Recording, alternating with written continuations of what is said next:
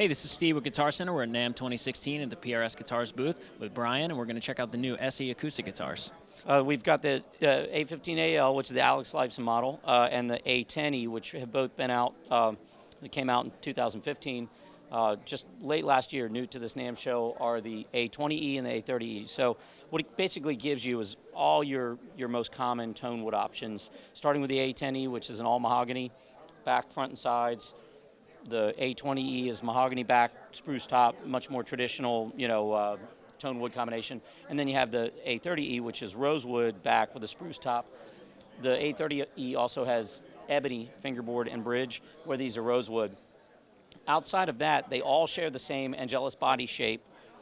They share the same bracing system that Paul uses on the private stock acoustics. There's an X brace across the front of the guitar, which is fairly common and traditional in a steel string, and then a fan brace that kind of goes across the belly of the guitar, which is a lot more common in a nylon string, flamenco, and the backs and sides are braced pretty tightly. So if you notice, if you hold the guitar away from your body and you bring it in, it doesn't choke the low end like it does on a lot of acoustics. So if the back is doing too much work, and when you hold it to your body, you're killing a lot of the tone. They all share the same electronics package, which Paul designed and voiced the pickup. And instead of cutting out a big hole on the side or the back for a battery pack or a preamp, just conveniently located volume and tone controls right inside the sound hole, and the battery is just right in on the heel. Very easy to access when you change strings. And it keeps the look clean, and you don't have to compromise the tone of the wood on the sides of the guitar. A few things they also have in common. In this price point, this is fairly rare. Bone, nut, and saddle, and real Ivoroid bridge pin. So makes a huge difference in tone. And if you're buying a guitar under $1,000, sometimes even under $1,500, it's usually plastic, and then you take it to a luthier to have a new bone, nut, or saddle cut. You don't have to do that with these. Great, they come with a really nice solid case, nice hard case. I had a chance to really A/B these in a room together not that long ago, and the other big difference with the Alex Lifeson is it's a thin line, slightly thinner body. And it's got some nice appointments like the tortoise binding and a little heel cap. The back and sides of this are dowel, which is a cousin of koa. Looks and sounds a lot like koa.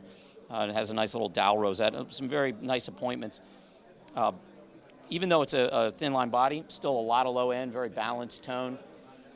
Going across the line, the all mahogany, I think, has the most pronounced mid-range. It also doesn't compress as much, so it's good for like a heavy-handed, like singer-songwriter or heavy strummer. Here, still a lot of mid-range, a little bit more top end, a little more full-range tone. Works well for fingerstyle or strumming.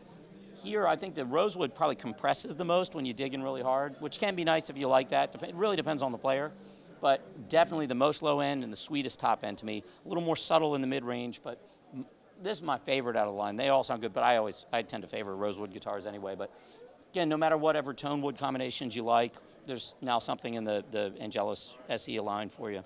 Awesome, thanks, Brian. And when can we expect these at Guitar Center stores? These have been out. These are now in the stores. So yeah, you should be able to find these without a problem in Guitar Centers across the country. Excellent, thank you. All right, that's it. Check out your local Guitar Center for the new SE series acoustics, and keep checking GuitarCenter.com for more new from NAMM.